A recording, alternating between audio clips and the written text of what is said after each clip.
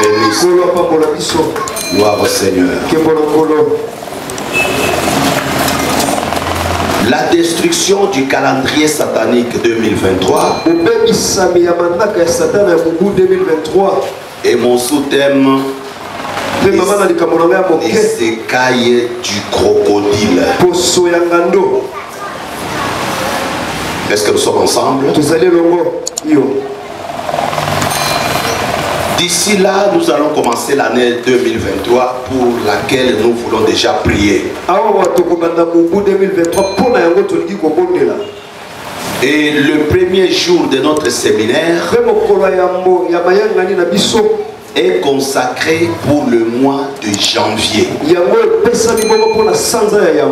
Le mois qui commence l'année. C'est pourquoi j'aimerais que tu mettes la fondation. Que sur cette fondation-là, les autres mois viendront construire. C'est-à-dire si le mois de janvier n'a pas été bien mis comme fondement, toute l'année est fichue. C'est comme les premiers enfants dans les familles qu'on appelle les aînés, qu'on appelle les banabuta. Ces enfants-là sont combattus par le diable. Pourquoi? Dès que le premier né est détruit, tous les autres enfants ont des problèmes. C'est comme la locomotive qui tire le train. Dès que cette locomotive déraille, les rester par terre. Est-ce qu'on est ensemble? Amen. Est-ce que quelqu'un me suit? Parce que dans l'année 2023, toi tu es appelé toujours à vaincre.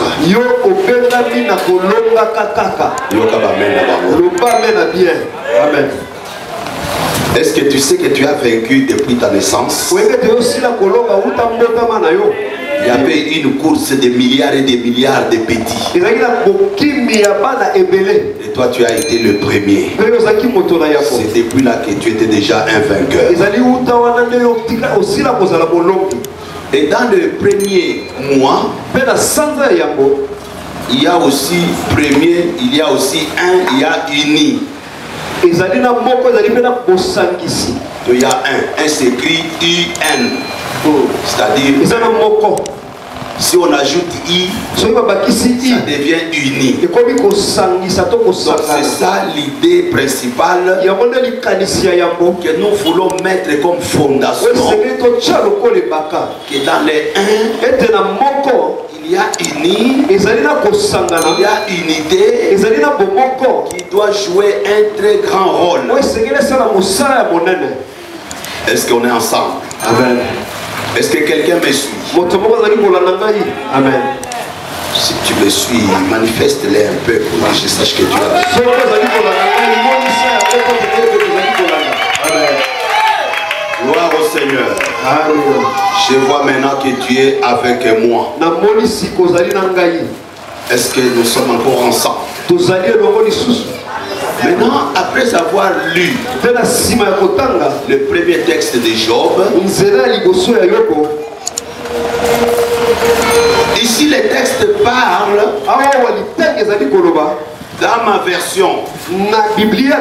Et je vais expliquer pourquoi dans votre version c'est écrit bouclier. Si tu lis déjà à partir du premier verset, vous allez voir qu'on parle du crocodile. Maintenant on dit ces magnifiques et puissantes écailles. Alors Bibundeli.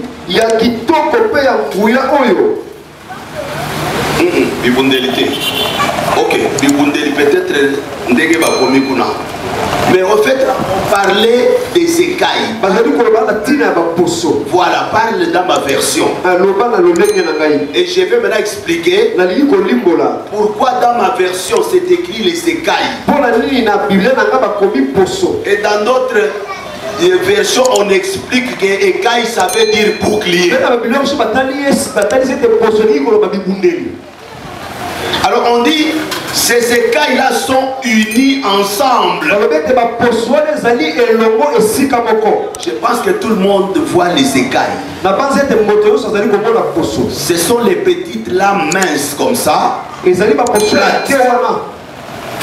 qui couvrent la peau. C'est beaucoup de poissons. Bah, maman, alléluia. Amen.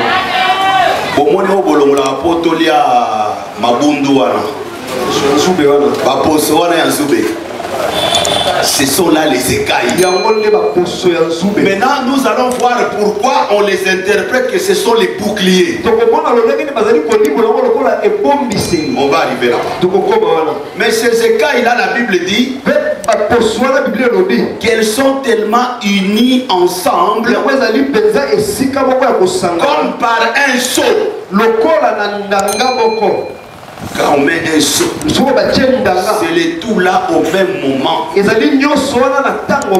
cela est groupé ensemble. Et ça donne le même message. Et la Bible dit, ils se serrent l'un contre l'autre. Donc les écailles là du crocodile se serrent de telle sorte que même l'air ne peut pas passer entre eux.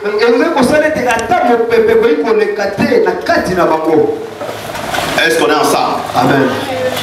L'air ne peut pas passer. Et on dit que ce sont des frères qui s'assemblent. Amen. Et dans d'autres versions, on dit que ce sont des frères qui s'embrassent. Ce sont des frères qui se saisissent. Ce sont des frères qui demeurent inséparables.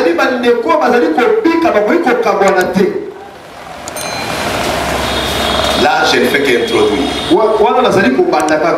Pourquoi nous sommes allés chercher cette fondation pour le premier mois, le mois de janvier? Parce que nous avons ensemble un combat. Le combat que tout le monde connaît dans Esther chapitre 4. Là, tout le monde connaît, n'est-ce pas? Nous n'allons pas perdre le temps. Tout le monde sait comment ça a commencé. Jusqu'à ce qu'à un moment donné, Mardoché va raconter tout ce qui était arrivé. Et va dire même combien d'argent Aman avait promis au trésor du roi pour les massacres des Juifs. Et un calendrier était déjà fait. C'était déjà distribué partout. Et il a même donné une copie à sa nièce, à la reine Esther. L'édite, la destruction du peuple de Dieu. Il a amené aussi la copie, l'a montré à Esther. Esther, peut-être toi tu dors. Il y a déjà un calendrier. On a déjà fait un programme comment on va détruire tes frères. Si tu peux faire quelque chose, si tu peux aller implorer au roi, en faveur de ton peuple. Et avec ça, nous avons compris la stratégie du diable. Que pendant que nous terminons l'année avec des fêtes, il y a un calendrier qui nous attend dans l'année qui suit. Là où le diable attend chacun dans son mois pour lui faire du mal. Nous avons dit désormais, attends, tu ne nous auras plus. Parce qu'avant qu'on arrive à l'année 2023, nous allons détruire ton calendrier. Aujourd'hui, j'ai la mission de détruire le projet du diable dans le mois de janvier 2023.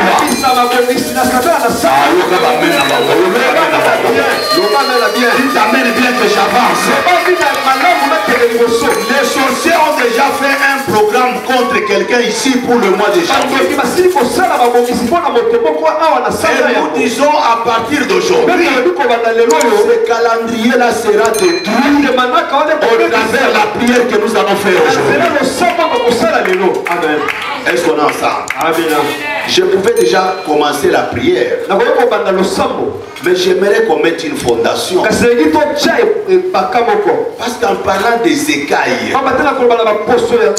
telles que je les ai énumérées tout à l'heure,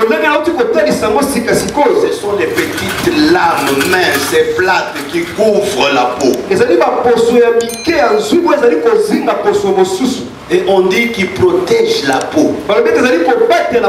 On dit qu'il défend la peau. Vous voyez pourquoi dans d'autres versions on l'appelle comment? Vous voyez pourquoi on l'appelle bouclier? Amen. Parce que ça, la mission est protéger la peau. La flèche, quand elle est lancée, elle ne peut pas toucher la peau. Si vous lui jetez de l'eau chaude, ça ne peut pas atteindre la peau. Pourquoi? Parce qu'il y a les écailles. On appelle ça bouclier. Chargé de défendre ou de couvrir ou de protéger la peau. Et cela est ainsi pour beaucoup de poissons. Et cela est aussi ainsi pour le crocodile. Je pense que les mamans qui préparent se souviendront toujours de ces messages. Et l'auront à enlever les écailles des poissons. Est-ce que je peux avancer? Amen. Est-ce qu'on est ensemble? Amen. C'est pourquoi en appelant ça bouclier, en fait le bouclier c'est quoi? C'est une arme défensive qu'un combattant porte pour se protéger contre les coups de l'ennemi. On peut appeler ça, c'est le système de défense. Les médecins peuvent aussi nous enseigner quelque chose si je leur donne le micro. Il y a aussi un système de défense dans notre corps. Les anticorps naturels qui se battent contre les bactéries. C'est pourquoi quand ce système-là est détruit, quelqu'un devient exposé à n'importe quelle maladie. Quand vous attendez parlant des sida, les systèmes de défense étaient tellement combattus et la personne ne sait plus se défendre. Mungamba, j'ai bien parlé. Merci. Amen. Le docteur vient de confirmer que ce que j'ai dit est vrai. Et nous voulons instaurer aussi un système de défense pour l'année 2023 dans notre église. Nous voulons instaurer un système de défense dans chaque famille disciple de la parole. Nous voulons instaurer un système de défense là où tu travailles. Nous voulons instaurer un système de défense pour l'année 2023. Amen. Peut-être n'a pas compris. Je vais chercher encore un autre exemple. Si ça, les médecins ont bien compris, ça sûrement tu vas aussi comprendre. Avez-vous déjà entendu parler du ministère de l'offensive nationale.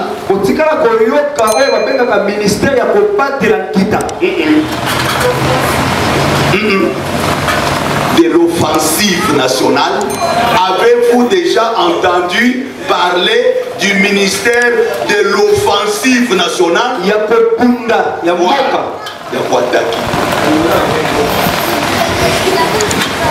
Alors, bien.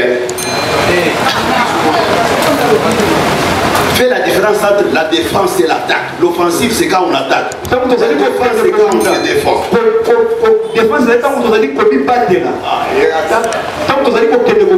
Voilà. Et avez-vous entendu dans un pays un ministère de l'offensive nationale? Mais dans chaque pays, nous avons quel ministère? Défense nationale. Amen. Chez nous actuellement, dans le gouvernement des Warriors, c'est son excellence Kabanda, ministre de la défense nationale. Est-ce qu'on est ensemble? Amen.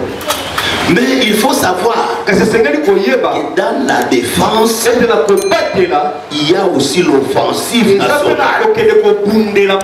Là, ça arrive quand? Quand l'ennemi vient maintenant nous attaquer. C'est pourquoi, pour être fort, il faut avoir suffisamment des armes pour se protéger. Donc l'objectif, c'est se protéger. Mais quand l'ennemi va venir, nous allons l'attaquer jusqu'à son dernier retranchement.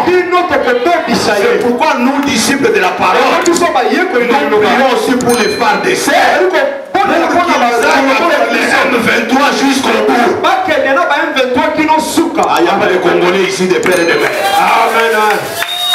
Fâché, j'ai mal parlé. Mais c'est le pays que Dieu nous a donné. Nous avons l'obligation de prier pour ces pays. Parce que notre bonheur en dépend. Nous avons l'obligation de prier pour les autorités du pays. Parce qu'ils sont là pour nous protéger. Ce sont les serviteurs de Dieu chargés de punir les criminels. Donc nous devons mettre un système de défense. Est-ce qu'on est ensemble? Amen. Il y a les attaques qui attendent notre église l'année prochaine. Plus précisément le mois de janvier. Il y a des attaques qui attendent ton travail. Il y a des attaques qui attendent ta santé. Il y a des attaques qui attendent tes projets. Ensemble, nous puissions avoir cette pensée de se comporter comme les écailles dans un crocodile. Amen. Elles sont comment? Unies comme par un seau. Ils se serrent l'un contre l'autre. Et l'air ne peut pas passer entre eux. Aujourd'hui, les familles, nous avons des problèmes. Parce que dans notre système de défense, on est être serré comme les écailles de crocodile. Pour devenir des boucliers, pour être protégés contre les attaques des sorciers. Nous sommes comme ça. Et quand l'ennemi vient, il pénètre et il touche la famille. La famille est touchée parce que nous n'avons pas mis les systèmes de défense. L'église a des problèmes parce que ces systèmes ne fonctionnent pas. Aujourd'hui, l'église a le sida spirituel.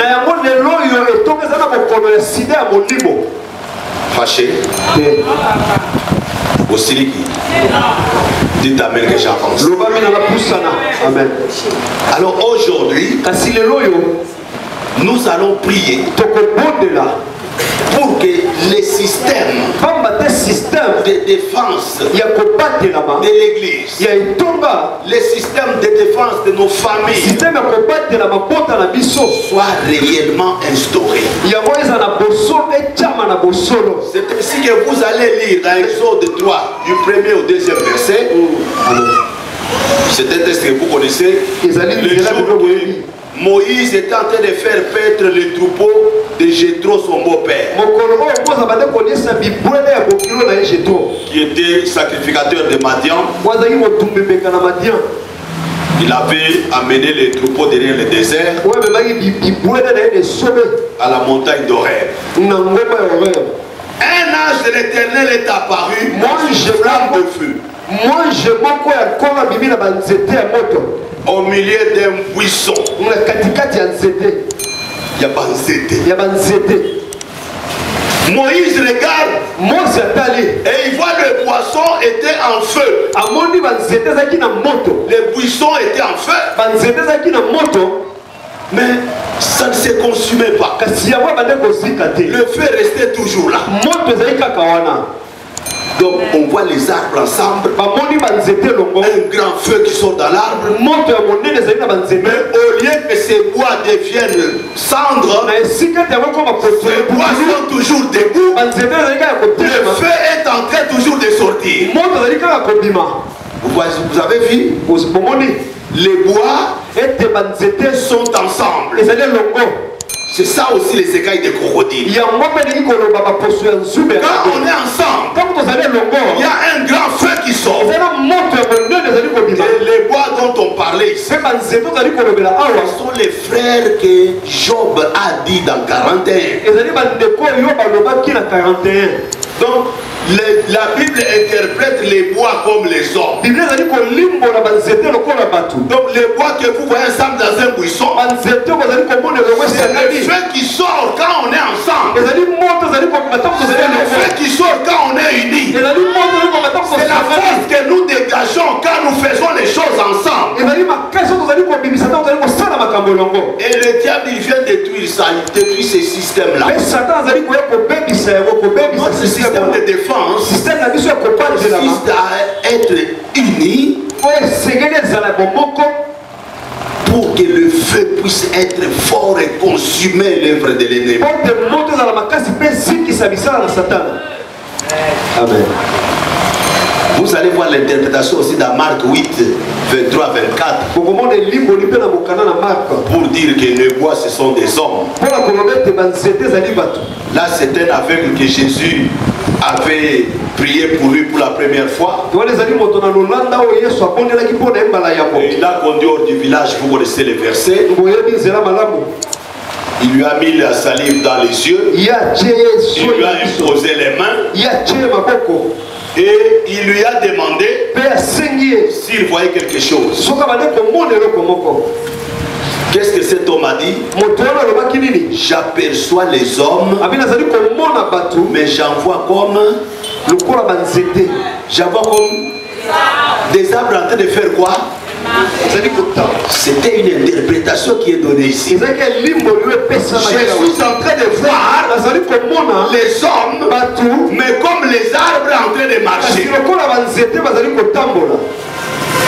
Est-ce que vous avez compris? Donc la Bible, quand elle parle des arbres ici, en vérité ce sont les hommes. Amen. Et si vous allez dans la parabole de Luc chapitre 13, ça on peut nous lire ça. Ça on peut nous lire parce que c'est lui qui va continuer à détruire le système de défense.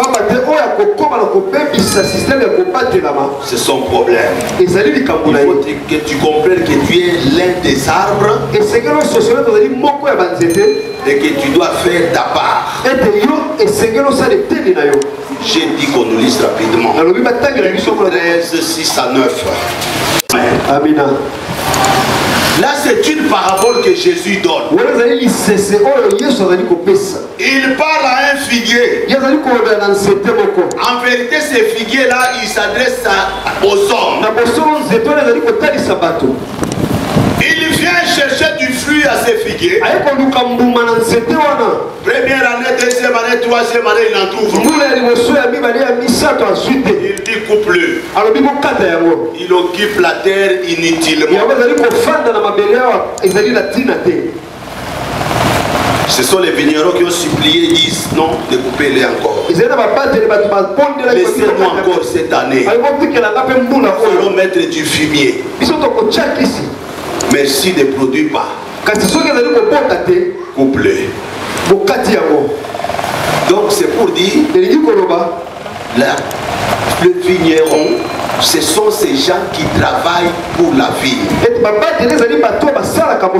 Ce sont ces pasteurs qui sont en train de parler aux arbres, qui sont en train d'écouter la parole. Chacun à l'église de Dieu est appelé à faire sortir des fruits. Amen. Alléluia. Amen. Demande à ton voisin quel fruit toi tu produis dans cette église depuis 3 ans. Parce que ça fait 3 ans qu'il vient, il part. Pose la question à ton voisin, papa te pose la question. Quel fruit toi tu fais sortir? Il vient pendant 3 ans. Il trouve qu'il y a un arbre au milieu de la vigne. Il ne produit pas. Et il est fâché, il dit, je viens couper. Qu'un arbre fasse sa part pour que l'année prochaine soit une année de victoire. Amen. Tu vas avoir la victoire en faisant aussi ta part. Tu ne vas pas être dans la vigne, occuper la vigne inutilement. Et en train même de détruire. Non, le propriétaire est fâché. L'année qui va commencer, il dit il faut faire sortir les fruits. Les fruits, ce sont les bonnes œuvres. C'est les bons comportements. C'est l'abandon de toutes ces mauvaises choses qui te tirent vers le bas. Sinon, tu seras coupé. Amen. Dites amen que je clôture. La fondation que j'aimais s'explique maintenant mieux pour conclure dans 1 Corinthiens chapitre 1er, le 10e verset.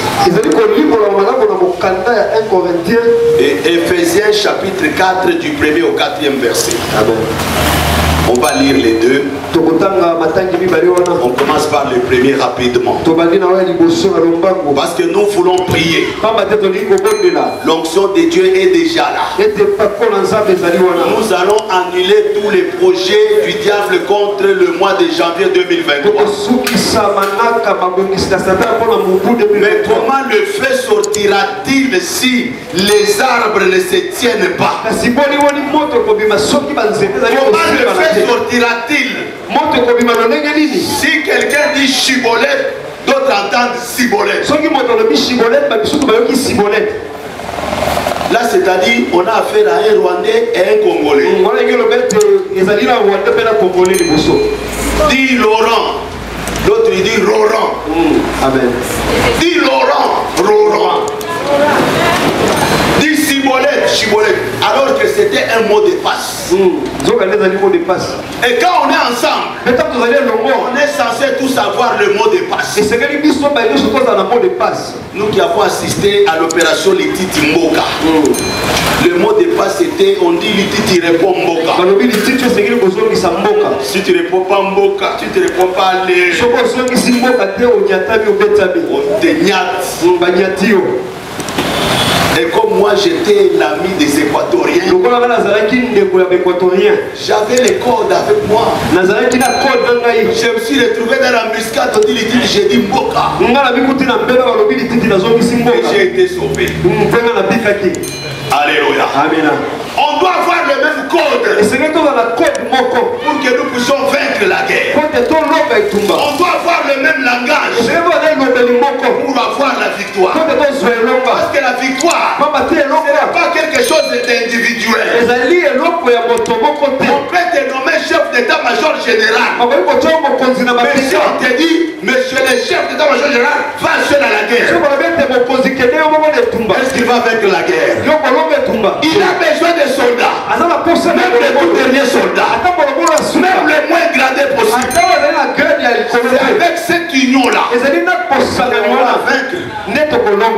Que nous dit 1 Corinthiens 10, 1, 10.